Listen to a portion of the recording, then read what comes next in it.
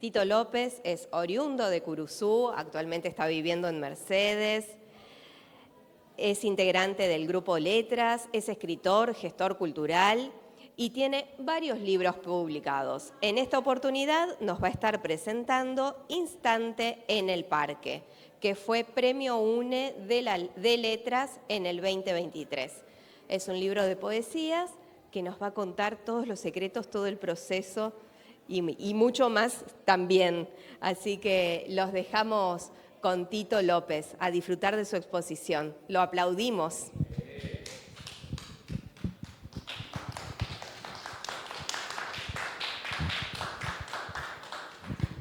Ustedes hacen ruido.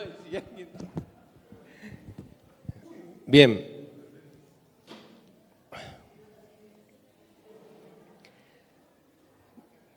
Bueno, gracias por estar. Ustedes saben que las presentaciones de libros normalmente lo realizan dos personas, el presentador y el autor, y entre ambos tienen la tarea de hablar sobre el libro en cuestión. En esta oportunidad, por supuesto, las cosas van cambiando con el tiempo y hoy podemos ver presentaciones donde solamente el autor está explicando lo de su libro, y yo hoy voy a hacer eso, digamos, ¿no? Presentar mi libro esta tarde acá en Curuzú-Cuatiá, delante de amigos que quiero mucho.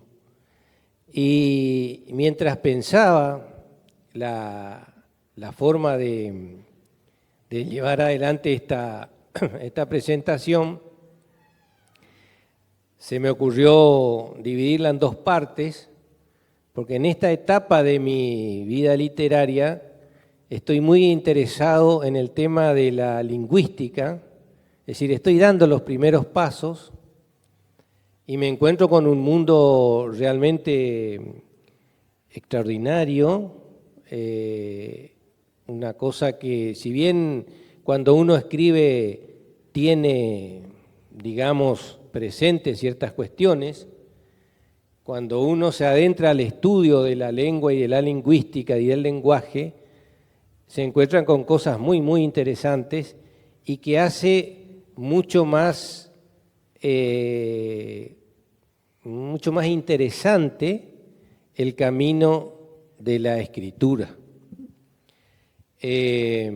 Así que estoy en esa etapa, y en esa etapa yo me encuentro con el tema de decir, bueno, yo escribo poesía, me encanta la poesía, yo creo que si el ser humano se dedicara a leer poesía en los días de su vida, yo creo que sería más feliz de lo que es sin el acceso a la poesía. Yo creo que la poesía tiene eso de mágico, porque la poesía nos muestra sin ninguna duda mundos paralelos y en ocasiones nos saca de este mundo que no va por buen camino y nos da la posibilidad con otras cosas de ser un poco más felices. Y yo creo que es en definitiva lo que el hombre debe buscar. El hombre debe buscar ser feliz. Y la felicidad se encuentra en las pequeñas cosas. O sea, yo soy muy feliz, por ejemplo, cuando escucho el canto del zorzal. Para mí, escuchar cantar al zorzal, en donde esté, me invade el espíritu y yo siento que soy feliz en ese instante. Y esto yo es una experiencia que tengo ahora en esta etapa de mi vida, que por supuesto todos mis sentidos la poesía agudizó todos mis sentidos. O sea, es la otra cosa que tiene la poesía. Hay una percepción de la realidad que el hombre común, del hombre de calle, no tiene, o sea, no ve. Y sin embargo, cuando uno comienza a leer poesía, esas cosas, los sentidos se agudizan y yo creo que el espíritu comienza a ser más sensible y a percibir esas cosas. Y yo, por ejemplo, estando en Corrientes Capital es una ciudad que tiene 600.000 habitantes, lo que tiene la provincia en el interior, digamos, o sea, los 600.000 desparramados en la geografía provincial están ahí, y hay la plaza que está cerca del Cardiológico, que tiene la Plaza Torrén, que tiene unas tipas enormes, y yo he llegado a la conclusión de que el zorzal se halla en las tipas. Entonces, en ese mundo de Corrientes Capital, de una aglomeración de personas, de vehículos, etcétera, están ahí en plena mañana, en la hora más pico que uno se puede imaginar, cantando un zorzal en Corrientes Capital. Y lo mismo pasa en la plaza principal de Mercedes, y lo mismo pasa en unas tipas que están a una cuadra de mi casa, yo los escucho cantar. Y bueno, y esas cosas el hombre tiene que entender de que hacen bien. Y yo entro en contacto con la naturaleza y con el paisaje que me rodea a través de la poesía. Por eso hoy hablaba, y que es lo que quiero hacer ahora, en esta primera etapa un poco hablar de la poesía, para dejar determinado desde dónde yo escribo poesía. Porque no es, yo creo que si yo le pregunto a Meneca o le pregunto a otro poeta por qué escribe poesía y desde dónde escribe poesía, es muy probable que escriban de un escenario diferente al que yo escribo. Y bueno, y eso es lo que tiene rico también la posibilidad de escribir poesía. Entonces, como el libro que voy a presentar es un poemario, primero se me ocurrió hablar algo de la poesía, es decir, para aclarar, hablar sobre la poesía. Me pareció importante comentarles lo que yo creo sobre la poesía. Y acá quiero hacer una diferencia entre entender y creer. O sea, cuando uno lee una poesía o cuando uno intenta definirla a una poesía o a la poesía, este género literario, bueno, lo puede entender, puede llegar a razonar y entender, pero creer va más allá de entender. Creer es más profundo, es decir, yo creo en la poesía. Entiendo la poesía, la comprendo, pero creo en la poesía. Yo creo en el poder de la poesía, no que cambie el mundo, porque la poesía no va a cambiar el mundo, pero sí puede darle al hombre herramientas para cambiar algo en su vida quizás, o en la percepción que tenga de la realidad.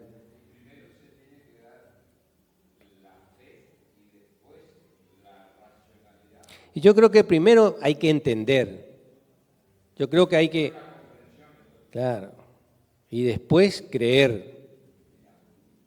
Por lo menos yo tuve ese proceso, digamos, ¿no? ¿Y qué es la poesía?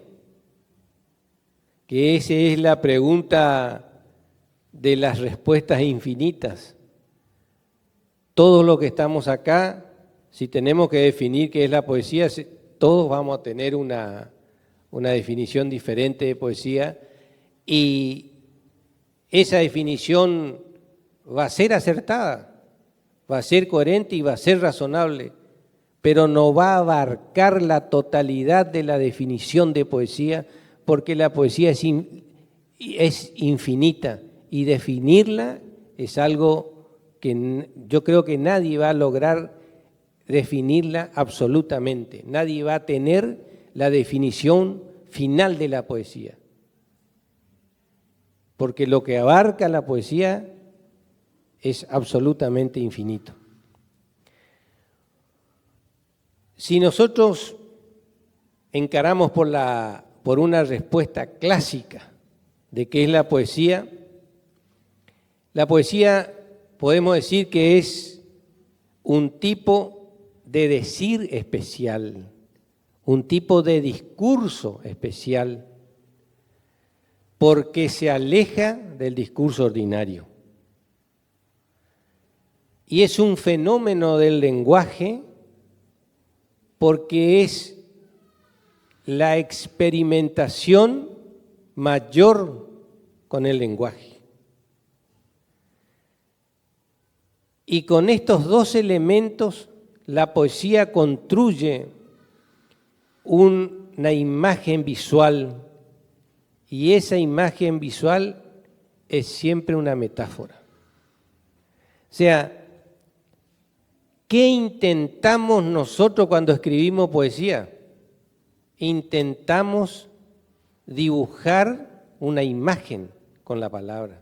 Lo primero que hace cuando uno está leyendo poesía, lo primero que aparece va apareciendo en nuestra cabeza a medida que vamos leyendo la poesía son las imágenes. Y esa imagen poética generalmente es una metáfora.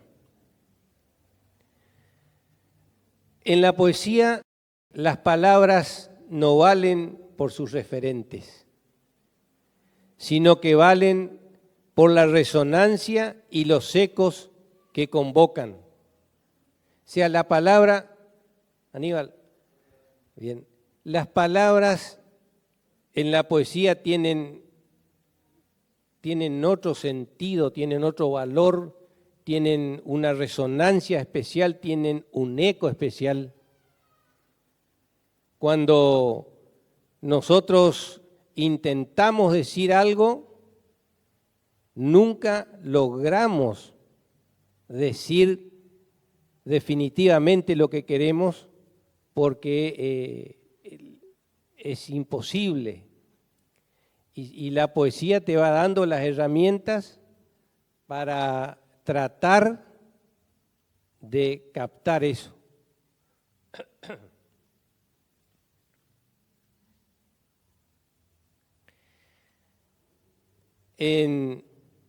Por ejemplo, a ver, un verso de un poeta peruano que se llama Luis Hernández. El día se suicida arrojándose al mar. Acá hay dos.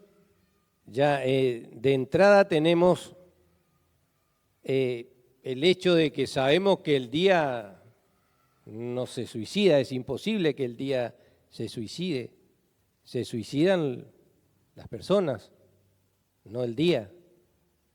Pero sin embargo, ahí construye una imagen. Y el día ahí pasa a tener la palabra día, pasa a tener ahí una resonancia, un eco, que nos puede remontar perfectamente a la palabra vida. Y la palabra mar adquiere también un eco, una resonancia y podemos entender como un tiempo, como el tiempo. Entonces, lo que en definitiva con un lenguaje poético nos dice que la vida se va terminando. Pero si nosotros decimos la vida se está terminando, la vida se acaba, ¿qué tiene de poético? No tiene nada de poético. Pero sin embargo, si decimos el día se suicida arrojándose al mar, estamos produciendo un lenguaje poético, literario, cargado de una imagen visual y de metáfora. Bueno, eso significa la utilización del lenguaje poético, y aquí y ahí nosotros podemos entender y ver con claridad cómo las palabras son innecesarias, son insuficientes para decir. Y recurrimos a la poesía, al lenguaje poético, para poder decir que la vida se termina, que nos vamos a morir. Y nos dice de una manera poética. Esta sería una respuesta clásica de la poesía. Es decir, es un discurso especial y es un fenómeno del lenguaje.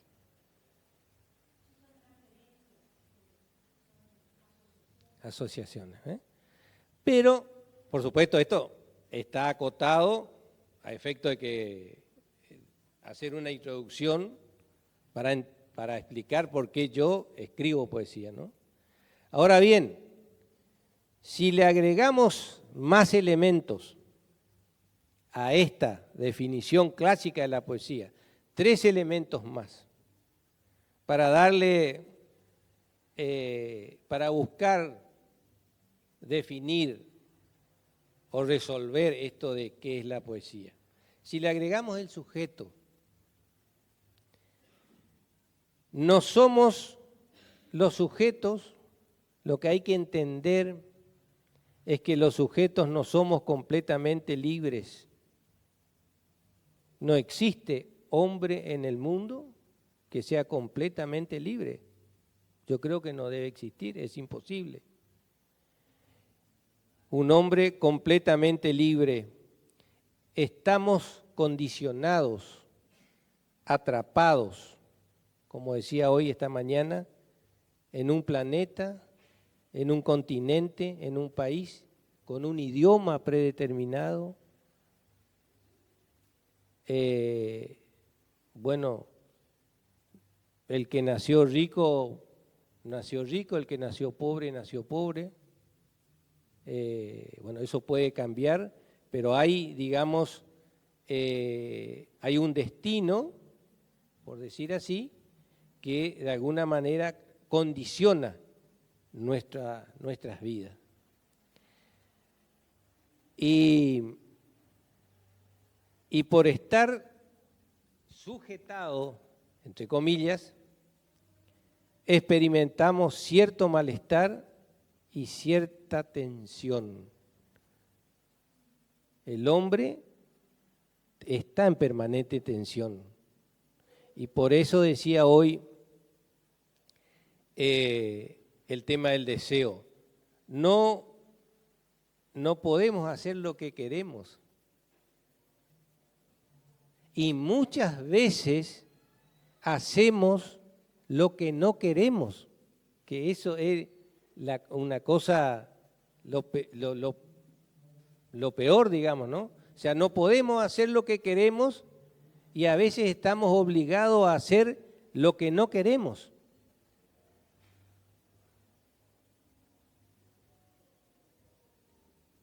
Y, por supuesto, el sujeto siempre está deseando.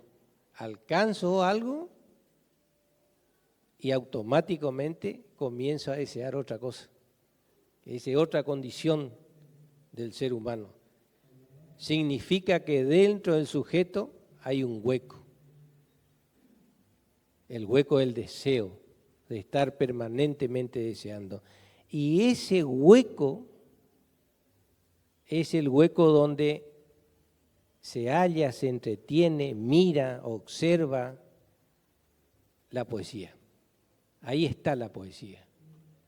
La poesía está en ese hueco que en la insatisfacción del hombre, en el deseo permanente del hombre,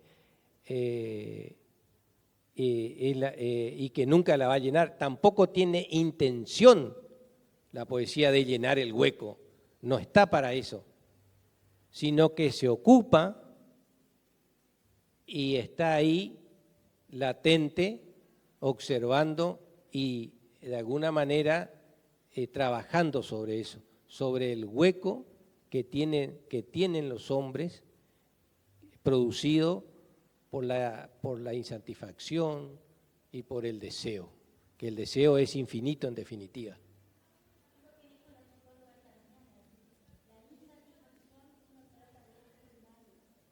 Bien. Perfecto. Y también hablaba hoy del lenguaje y también dice sobre el lenguaje. La poesía nos muestra que el lenguaje es un instrumento precario, es insuficiente, demuestra el límite del propio lenguaje. La poesía nos muestra los límites del lenguaje, pero también nos da la herramienta para superarla. Por eso decía hoy cuando hablábamos sobre la obra de Obando, de Ariel Obando.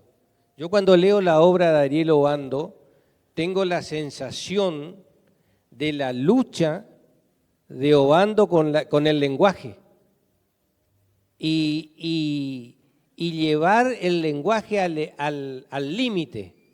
Yo veo que el lenguaje en la poética de Obando lo lleva al límite, porque él tiene una forma de decir que está atropellando el discurso ordinario, lo lleva por delante. Y lo lleva por delante y pone el lenguaje en la máxima posibilidad que el lenguaje puede expresar. Eso yo veo claro. Por ejemplo, y otra cosa que tenemos como tercer elemento, agregando a los elementos de la primera parte, es el tema de los vínculos humanos, que es, los vínculos humanos nunca encajan completamente. Hay imposibilidad y hay utopía. Los vínculos humanos fallan, porque el amor falla, porque las relaciones humanas fallan, porque el sentido de comunidad falla. Y eso la poesía lo ve claro, yo lo veo, o sea, mi poética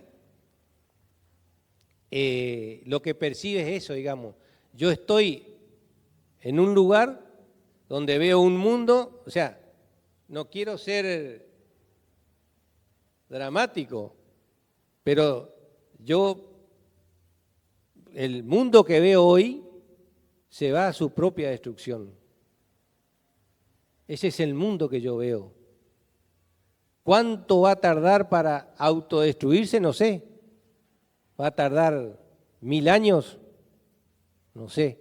Pero si acá no hay un cambio radical, el mundo va a su exterminio. Y eso yo lo veo. Y desde esa posición,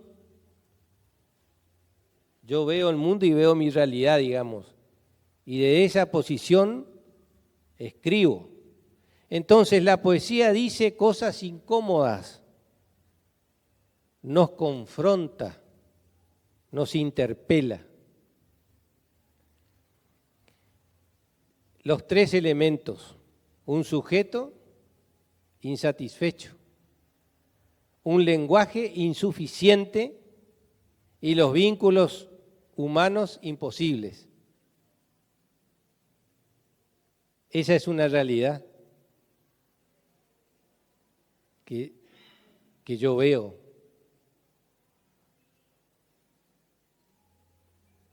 Parado sobre este escenario, que bien podría ser un volcán en erupción o un campo de batalla, yo escribo poesía.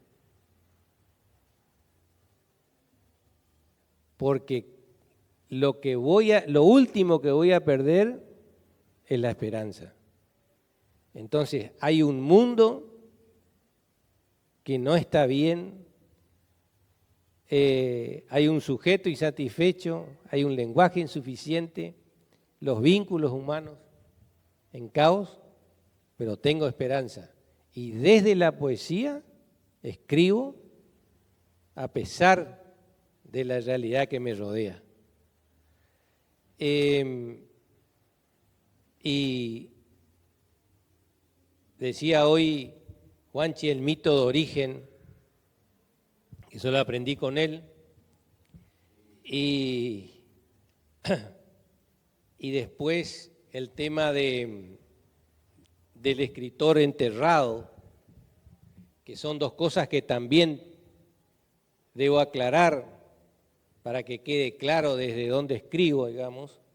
O sea, el mito de origen se dio en Buenos Aires y yo iba a Buenos Aires en el 2008 y 2009, una vez por mes. Era dirigente de fútbol y me iba a reuniones del Consejo Federal. Era representante de Corrientes, Entre Ríos y Misiones. Y cuando salía de mi hotel, yo me iba a pie hasta la AFA, hasta Viamonte, no sé, 1000 y pico, y ahí iba por la avenida Santa Fe, y la avenida Santa Fe está lleno de... hay muchas librerías, y las librerías sacaban sus góndolas de madera, y bueno, entonces yo siempre fui lector, no un lector, digamos, dedicado a la lectura, pero siempre fui lector. Acá está Aníbal que puede testificar. Era el que más me dedicaba a las cosas intelectuales, eran muy vagos, este era muy vago. Y ellos jugaban al fútbol y yo jugaba al ajedrez. Ellos tocaban la guitarra y yo escribía. Y yo leía. Y bueno, me compré un libro que resultó ser un clásico de los clásicos. Me compré la LEP de Borges, lo tengo y está al precio, me salió 10 pesos ese libro. Y bueno, yo cuando volví a Mercedes en el colectivo, para cortar el viaje leía. Y abro el libro y me encuentro con el libro, con el cuento El Inmortal, y la muerte fue siempre un tema que a mí me interesaba. Era medio oscuro mi pensamiento. Y entonces leo ese cuento, El Inmortal, que me parece un cuentazo, más allá de que Borges por ahí dice que no le da mucha trascendencia a ese cuento, pero ese cuento me resuelve a mí el tema de la muerte, absolutamente, porque no queremos morir, esa es la verdad, pero vamos a morir. Y ese cuento, El Inmortal, que recomiendo su lectura, a mí me puedo morir tranquilo, es más, estoy totalmente liviano para el viaje final. Yo voy tirando mis cosas. Mi maleta cada vez tiene menos cosas. Y yo solucioné ese tema de la muerte con ese cuento. Y ese cuento me mete en la literatura. Es una cosa que ocurre por propia circunstancia del destino. Y me meto en la poesía. No me meto en la narrativa, me meto en la poesía de cabeza. Y bueno, yo dejé todo, porque no es que yo, dice, bueno, acá empecé a escribir no, yo escribía 70 poemas por día, por ejemplo. Era una cosa de locos, digamos, ¿no? Por supuesto que en el 2009, 2010, 2011, 2012, 2013, esos poemas están ahí, nadie, no tienen, para mí no tienen valor, digamos, pero era el hecho de escribir. Y ahí entro a la poesía y a la literatura. Y yo no tengo dudas que soy un poeta enterrado en Corrientes. Yo escribo desde Corrientes. No me interesa escribir desde otro escenario, no me interesa el mar, me interesa el río Paraná. Yo cuando me fui a Corrientes a vivir 2 años y tuve la posibilidad de todos los días llegar, dejar el auto en la costanera, entrar en contacto con el Paraná, salir, irme a trabajar, volver a las 1 y otra vez el Paraná, pero era una cosa, para mí era un milagro, digamos. O sea, yo viví 2 años muy difíciles en Corrientes, eran políticamente muy difíciles. Yo trabajaba en la Cámara de Diputados y había explotado en Corrientes el problema político y era una cosa incierta absolutamente vivir ahí esos momentos. Y yo que estaba jugado en una de las partes, y yo llegaba en el Paraná, pero esto es así como yo cuento, yo llegaba en el Paraná y lo tengo puesto en un poema, es como que si el Paraná entraba en mi cabeza, me sacaba todo el hollín que había y yo salía ahí un hombre nuevo. Esa magia tiene conmigo el Paraná. Y yo le decía a los correntinos, déjense de joder con escribir sobre el mar, escriban sobre el Paraná, no sobre el mar. Nosotros tenemos el mar acá que es el Paraná. Entonces, esa es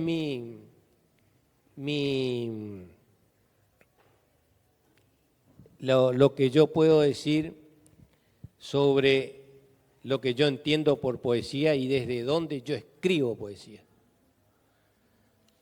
Ahora bien, dicho esto, voy a hablar del libro. Este libro que ustedes ven ahí es un poemario que tiene 30 poemas.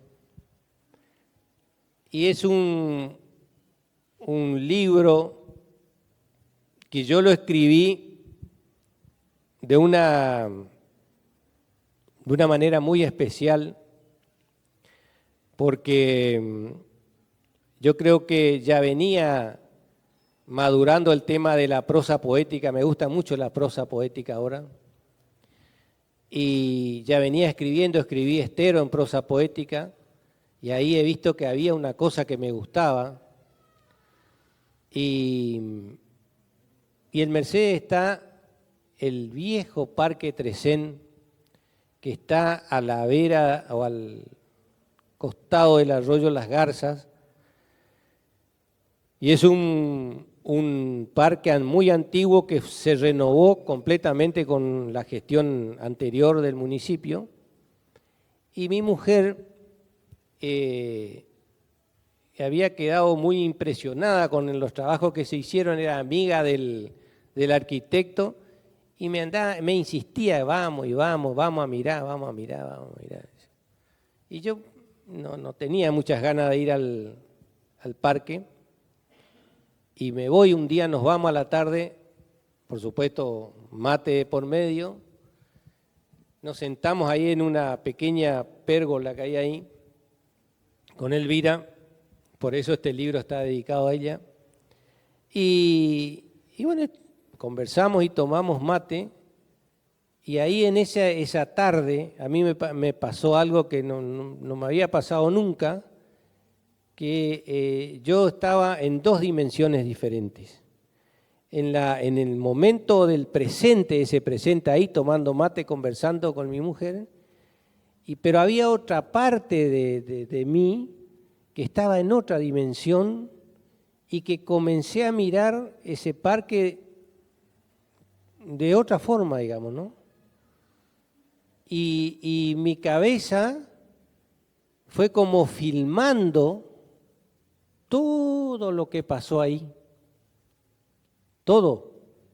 Los chicos, las mujeres con los hijos, los que estaban festejando un cumpleaños, el agua, el arroyo, una chica que se iba con su perra ahí haciéndola caminar en el parque, todo eso me quedó grabado en la cabeza.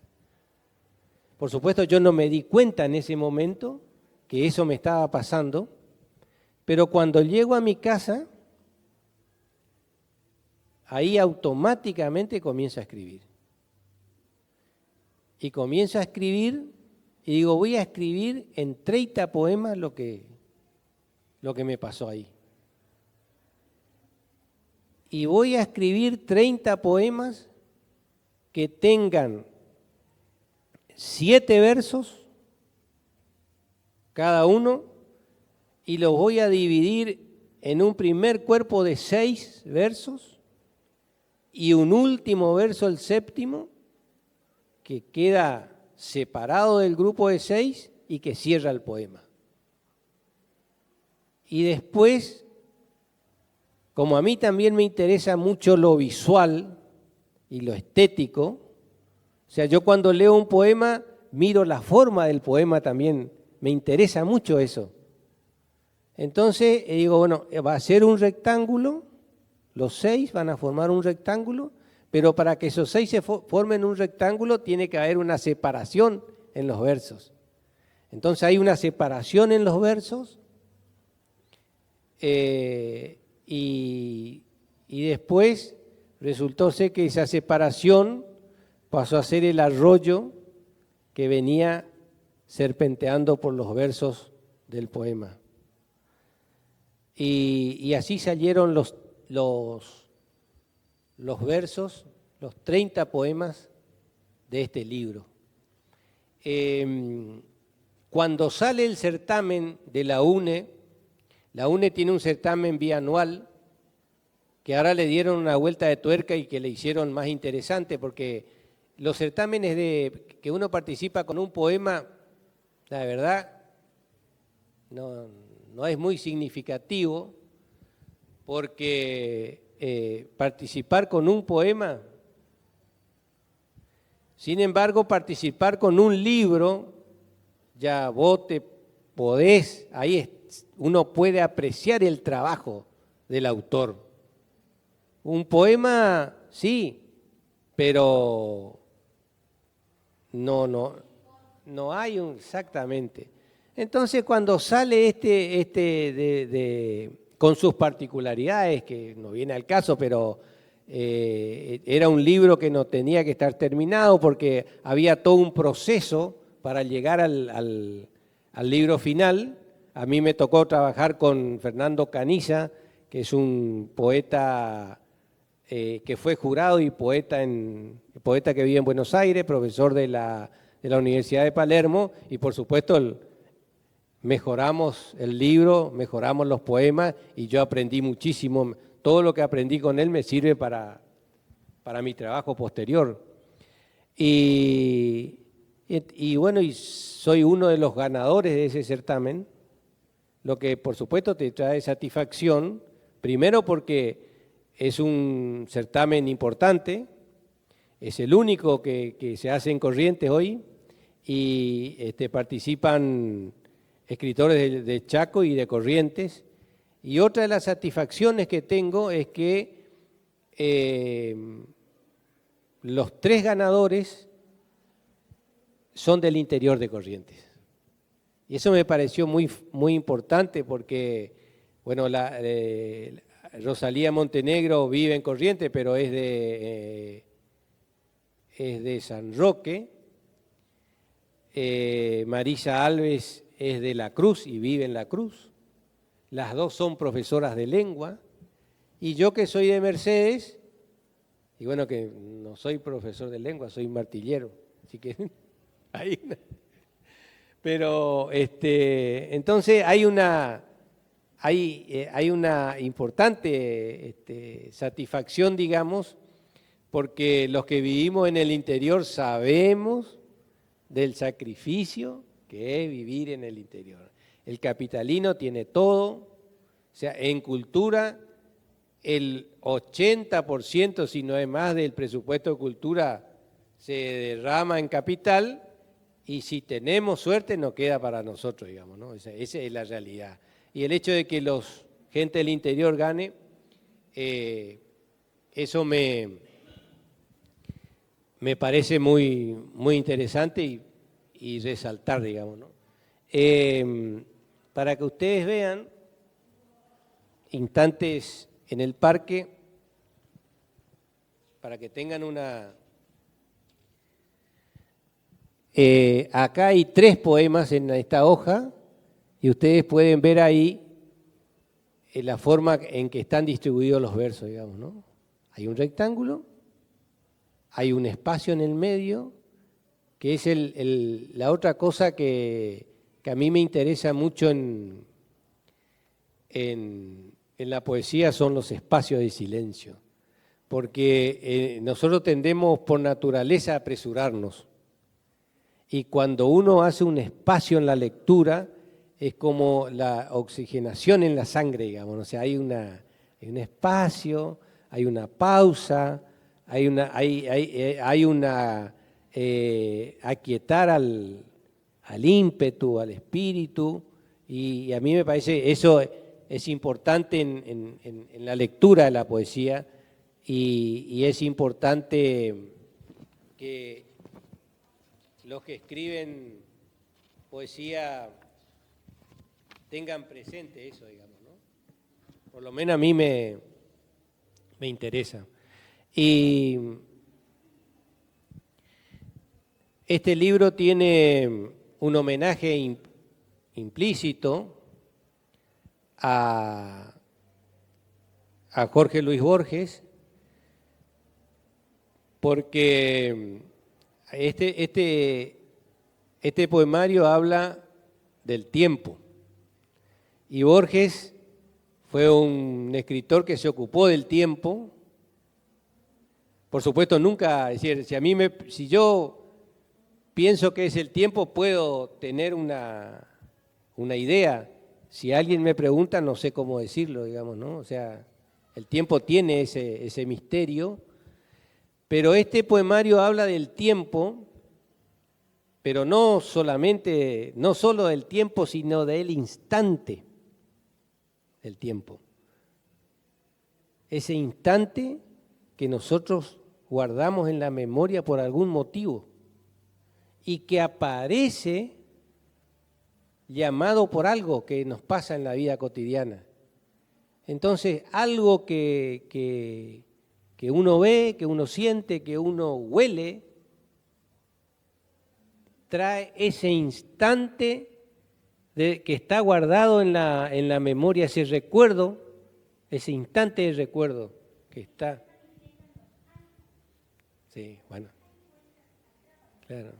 Decía, el haiku lo que tiene esa capacidad de poner en una gota una lluvia. Extraordinario. Y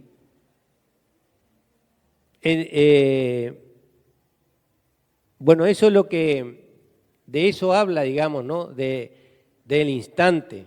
Y por supuesto los últimos 2 poemas de este poemario, el último verso, el verso 7º, que es el que cierra el poema, lo cierro con frases de Borges sobre el tiempo. Y Fernando Caniza, que fue cómo se realizó la jura, se presentaron, era narrativa y poesía, se presentaron 60 trabajos. De eso, en poesía, un prejurado eligió 6 poemarios Y esos 6 poemarios le pasaron a los 3 jurados de poesía. Cada uno de los jurados eligió de los 6 uno. Y Fernando Canilla fue el que eligió mi trabajo. Y Fernando Canilla hizo la contratapa del libro. Y la contratapa del libro dice: en un principio la obra de César Eduardo López parece ceñida a la contemplación tranquila de un instante en un parque, pero pronto se advierte que en realidad es el inicio de un maravilloso diálogo entre la realidad objetiva y su microcosmo, con un paisaje reflexivo entre el pasado y el presente. El tono de baja estridencia, la tarde soleada y el aire fresco no le quitan sentido crítico con el diseño del parque, ni deja de consignar las desigualdades sociales, al referirse al agua que separa una parte de la ciudad y los barrios privados. Hay contraposiciones muy vitales, luces y misterios, recuerdos y plenitud de sensaciones actuales, con la poesía atravesando los versos como un arroyo con un caudal que arrastra historia y naturaleza. Eso dice Canilla sobre el poemario. Y el poemario tiene 3 citas. Una es de Jorge Luis Borges, que dice: tu misterio es el tiempo, el incesante tiempo, eres cada solitario instante. Tiene otra cita de Octavio Paz que dice: la poesía está enamorada del instante y quiere revivirlo en un poema. Acá tenemos 2 clásicos de la literatura mundial y yo también, es decir, a mí también me interesa los que escriben hoy.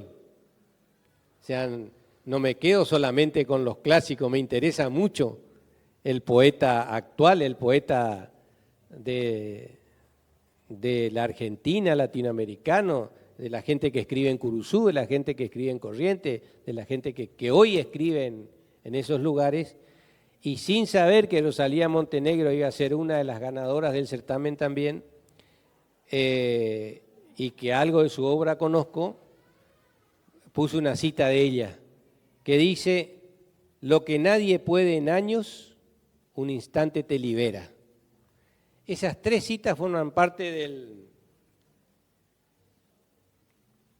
libro, y el libro, esos 30 poemas están separados en poemas, como ya dije, de 7 versos, pero también puede ser tomado como un solo poema, porque el tema atraviesa todo el libro, digamos, ¿no? El tema del instante, del tiempo. Y bueno, yo creo que cuando lea se van a dar cuenta que es una sucesión de imágenes, es como lo que a mí me apareció en la cabeza, como si una película estuviera pasando. Voy a leerlo, no tienen títulos, voy a leer algunos. El susurro transparente del arroyo se pierde entre los bancos y juegos del parque. Desde los eucaliptus, garzas blancas se entretienen viendo jugar a los niños. Mi conciencia y el mundo están en armonía, mientras el tiempo de la tarde transcurre en el instante del parque. Me estanco en ese espacio verde, agua, flores, espíritus alegres y despreocupados. El mate amargo, caliente, me recorre. Todo aquí pasa en presente. ¿Cómo se llamará la vieja perra labradora que camina con dificultad detrás de su dueña? Recuerdo a Jenny, la perra de la infancia de mi hijo. El lugar está lleno de jóvenes y niños. ¿Desde qué hora están de cumpleaños? Se escucha un tema de los Palmeras. Un niño en bicicleta me pide paso. A unos metros atropella a otro pequeño. La madre lo levanta. El niño llora. De la nada alumbra el recuerdo de mi madre. Un enorme eucaliptus seco del otro lado de la avenida, a metros de la ermita. Me queda esa imagen rondando. Es lo único sin vida, lo pienso después. El tránsito que pasa por debajo del árbol lo transforma en una metáfora. Pienso en los que murieron y el mundo sigue andando.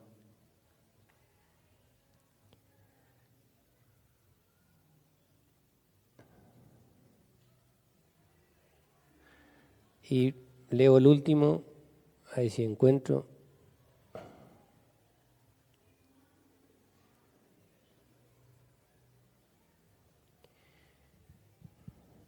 Cae el sol un día del mes 12, comienzo a sentir algunos pesares, la fragmentación de la vida en años, meses, no preocupa a los niños.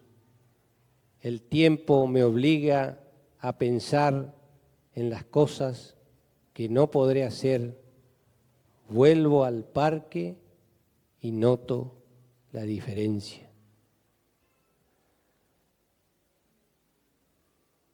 Bueno,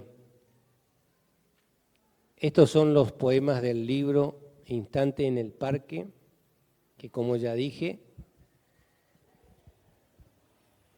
me aparecieron en la cabeza como una película, lo puse en palabras y está acá, en este libro.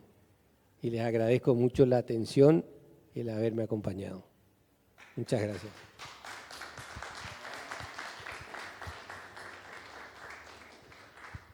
Si alguien quiere hacer una pregunta, con mucho gusto.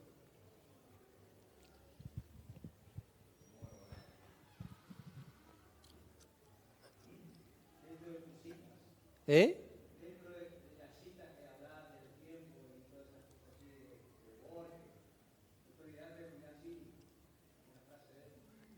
Y de Julián Cini tengo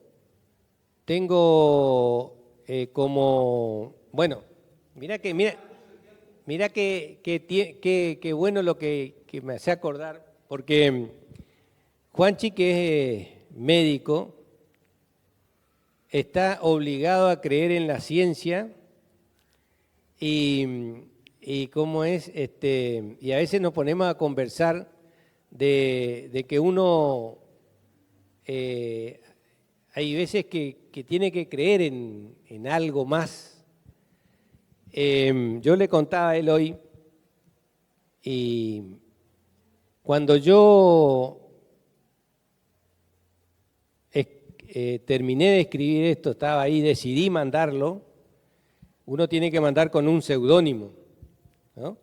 Entonces digo, bueno, muy bien, acá voy a tener que buscar a alguien que me ayude. Y dije, bueno, nosotros le tenemos al Gaucho Gil el Mercedes, digo, bueno, pues ya le voy a pedir otra cosa más grande, no le voy a pedir en esta. Digo, le voy a pedir a Julián que me ayude. Y el seudónimo que yo usé es País. Y con esa es tonto lo que digo, ¿no? Pero es decir, cuando yo decidí poner el seudónimo de Julián Paí por Julián Cini, era decir, bueno, ayúdame, dame una mano en esto, porque a mí me pasó algo muy particular con Julián Cini, que yo tuve un acercamiento importante con Julián en la última etapa de su vida, los últimos 3 años de su vida, ponele, como poeta, ¿no? No como cura, más allá de que frente a mi casa está la iglesia donde él estaba, y las misas de Julián duraban 2 horas, o sea, yo no estaba dispuesto a ir 2 horas a escucharle a Julián, le escuchaba de casa nomás. Pero cuando Julián salía de la misa, yo le acompañaba y a él le gustaba mucho que vos le regale, a él le gustaba comer. Entonces yo le llevaba una torta, parrilla, algo, ¿viste? A que le convidaba y eso era motivo de conversar 1 o 2 cuadras hasta que llegaba a su casa. Y Julián tuvo una atención conmigo muy importante, que él comenzó a desarmar su biblioteca en los últimos años de su vida. Y en 3 o 4 oportunidades, cuando yo fui a la casa de él, o él me llamó para que vaya, me daban una caja los libros. Me regaló muchos libros y me regaló libros que son joyas de la literatura correntina. Y así que yo lo tengo muy presente y en este momento yo tengo un libro que abro con una cita de Julián. O sea, Julián está muy presente, digamos, y nosotros en nuestro encuentro lo llevamos en una oportunidad y fue realmente extraordinario porque él tenía una gran convocatoria y habló sobre el árbol de la identidad, que fue una cosa muy extraordinaria.